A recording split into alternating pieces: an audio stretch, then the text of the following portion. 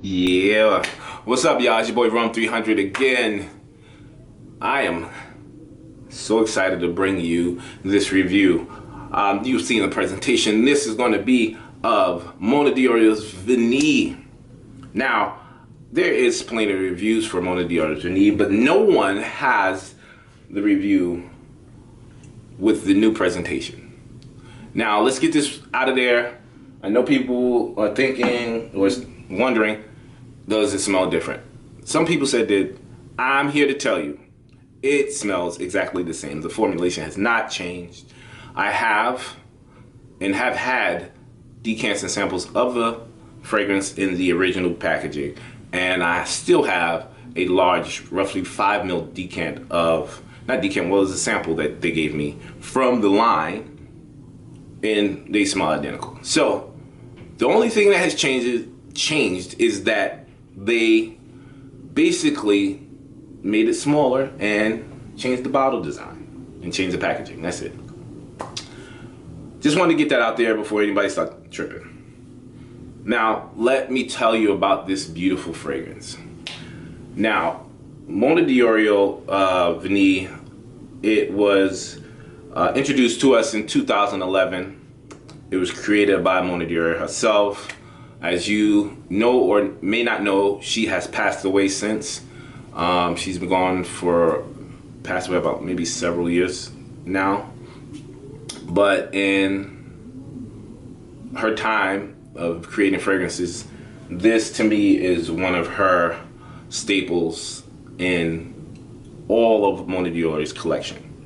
Now, straight off the bat, when you smell this fragrance, well, when I smelled it from the first time, and I'm gonna be completely honest with you guys, when I first smelled this fragrance, I said, what the fuck is this shit? I said, why does it smell like burnt cookies? I said, why would I want to wear? I was like, that smells like somebody burnt the cookie. I don't understand that.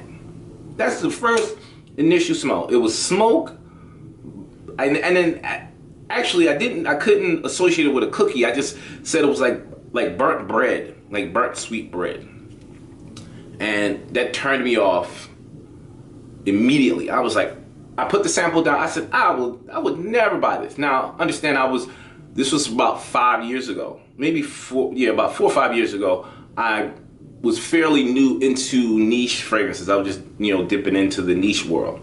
So it wasn't, my nose wasn't mature enough to understand the complexity of that, kind of opening note. Now, as the day kind of went on, because I put a decent amount in my hand, the smoky burnt aspect with this sweet note behind it kind of transitioned. They kind of switched places. The sweet vanilla-like note started to appear more present, and then I started to get this reminiscent feeling of, someone putting, you're baking cookies, right? Let's say you're baking cookies and you probably went and watched a TV show or something like that, or went and did something else, and you literally left it in there maybe 5 minutes too long. So it started to get this kind of burnt crisp on the outer rim of the cookies, and you started to smell it. That's why you knew, oh shit, I gotta go get the cookies. That's the type of, feeling I get when I smell this. I smell like a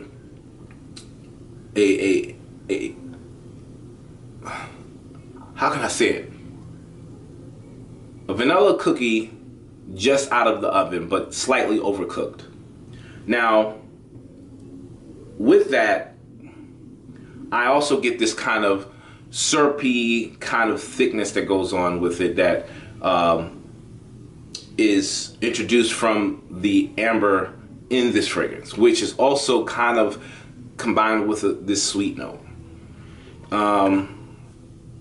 Now, the burnt aspect or the smoky aspect of this doesn't go away, in my opinion. It just kind of dies down, level by level. So for the first, hour, you're gonna get this, strong burst of smoke, vanilla, and kind of amber-like feeling. And then as time goes on, you'll start to develop this this woody note mixed with a boozy note. Now, the booze in this fragrance also, for me, is slightly sweet and also very strong. Now, for me, my nose is very sensitive to just any type of spices, flowers, you know, wood notes, anything. I just can pick these things up really, really fast. So when it comes to, you know, detecting these things, it might not be super strong to you, but for my nose, I can pick them up very easily. So that rum note is more of like this kind of, you know, Jamaican rum, where it has this kind of sweetness to it.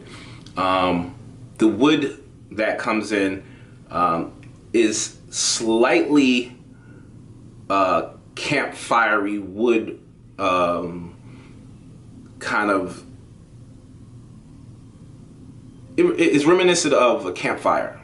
Now, this is where how I see this thing kind of coming all together. It does give off this smoky wood kind of combination. I mean, before I get deep into, you know, talking about the fragrance, let's go through the notes so you can kind of understand where I'm coming from. Okay? All right. So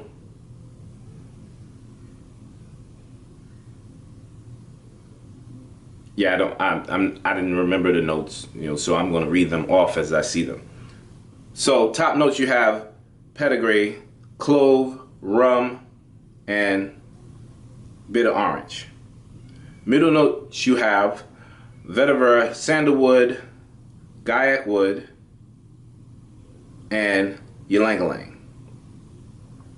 Base notes, you have amber, tonka bean, tallow blossom, leather, musk, and vanilla. So there you go with the notes. For me, I don't know what ylang-ylang smells like, so I can't tell you if I get that. I don't know what tallow blossom smells like, so I can't tell you if you're going to smell that. I'm only going to give you what I'm familiar with in the breakdown of what I smell. Now,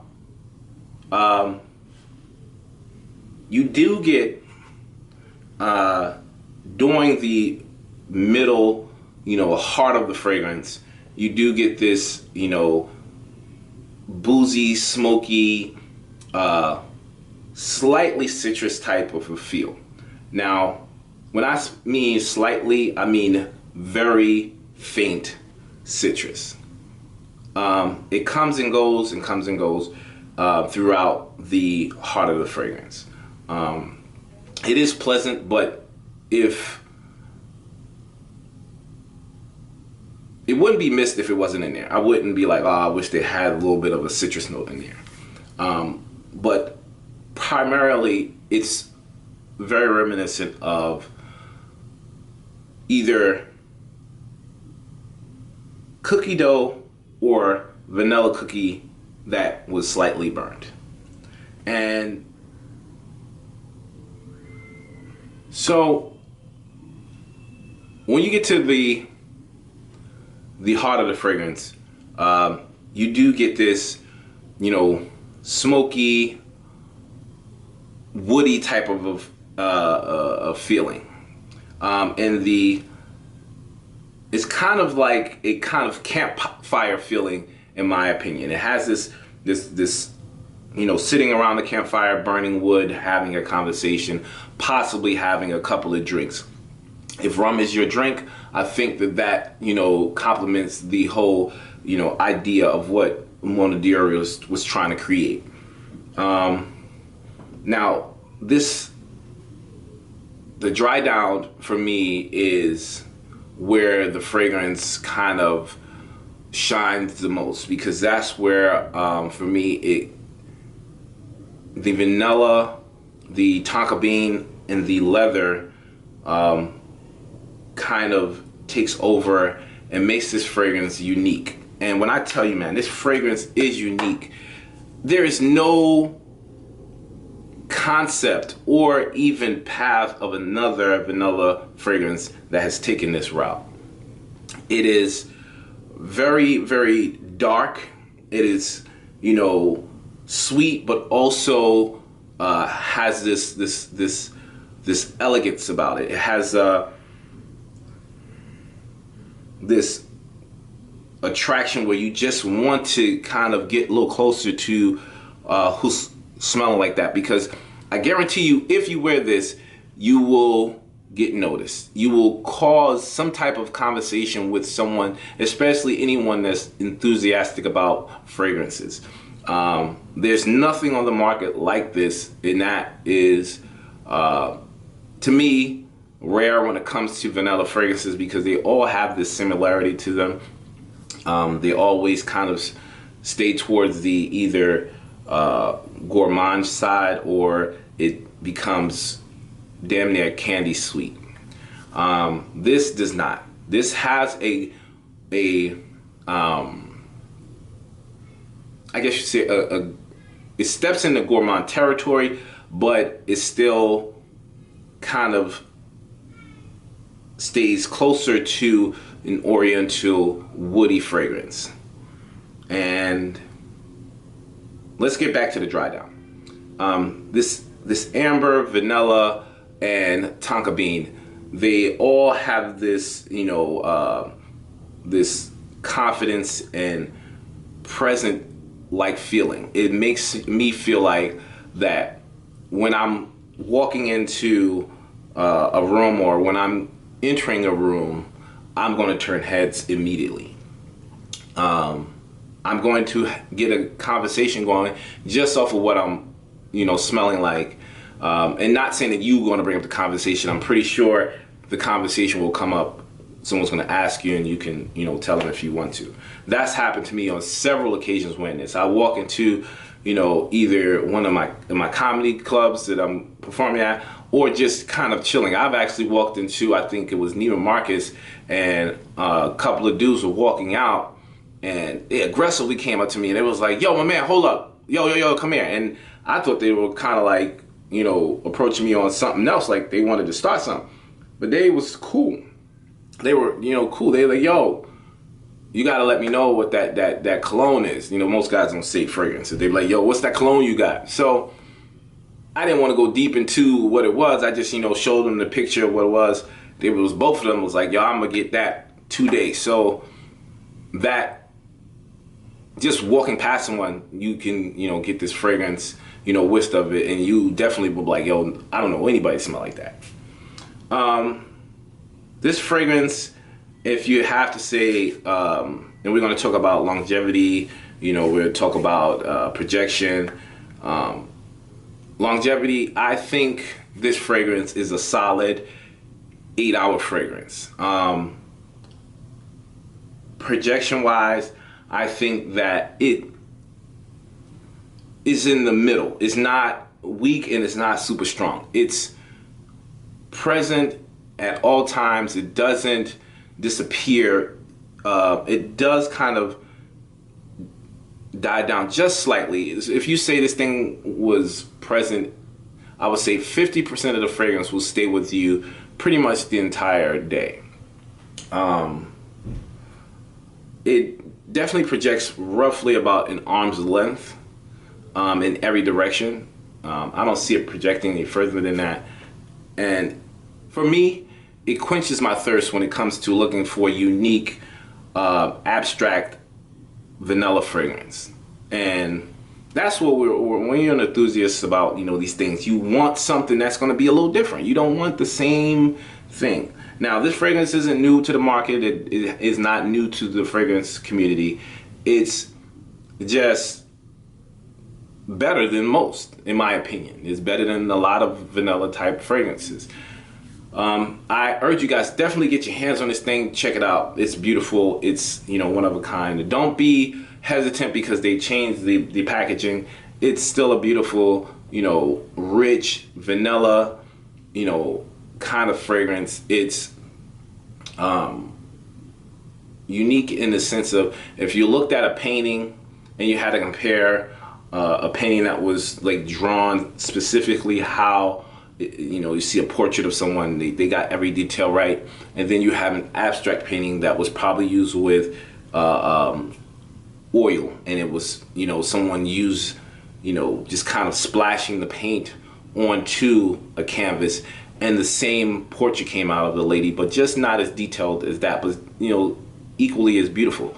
That's the type of feeling or mindset you should take when it comes to this type of a fragrance. Don't look at it as, ooh, a vanilla fragrance, let me check it. Oh, that's not vanilla, that's something else. No, give it time to develop, and you will see the rich, you know, opulent, beautiful, even, you know, dessert like attraction you would get from this fragrance. It's definitely edible. If you could, you would, you know, and I've done it, you've done it before too, I'm pretty sure. You've had, you know, like, damn it, I wanted these, you know, chocolate chip or white chocolate chip or vanilla cookies, and it's slightly burnt, but I'm still gonna eat them. Shit, I'm not wasting my cookies. And it still tastes good. We've had that, I'm pretty sure you've had it. So that's the type of, you know, vibe I get from this. Now, all right guys, with that said, I'm gonna close this out with letting you guys know this is a different road when you look at a vanilla fragrance, and that's okay. That's if you're an enthusiast, if you're someone that likes to venture out and not take the safe route. Mona de Orio's version of a vanilla fragrance, I think will quench your thirst, lack of a better term. But it is an outstanding fragrance in my opinion, one of a kind, and will be a staple in my collection. Just a beautiful fragrance. I don't have any bad things to say about it. There's nothing that this fragrance doesn't do that, you know, I can say, it's missing this or that. The only thing that I say, it didn't really need the citrus note in it. So to recap, once again, this is a smoky, vanilla, thick, boozy kind of fragrance with a strong backbone of amber and tonka bean that complements the sweetness and this wood note that kind of give you this campfire feeling because of the smoky burnt aspect from this vanilla cookie. And like I said, also, you guys have to take a chance and think outside of the box. You definitely will enjoy this. Like I was saying before, I think anybody can wear this fragrance. I think it's playful enough for a mature teenager if you like that kind of smoky fragrance, but anybody I think can wear this. It's not, you know, super mature or kid-like. It's just a fragrance that if you have an open mind, you will enjoy it. All right, guys, that's pretty much it. Thank you for watching. He Smells Like Rome. I definitely appreciate it, guys. For you guys watching my channel, once again, I want to thank you guys. You guys have been awesome. Thank you for supporting me. Yeah, so you guys, I'm going to give a 4 ml sample to a lucky subscriber. I want to send a special thank you to Mint, New York. That's where I purchased this fragrance from. I mean, seriously, that's like kind of the first place I go when I go to look for fragrances, because they always, you know, got great deals on fragrances.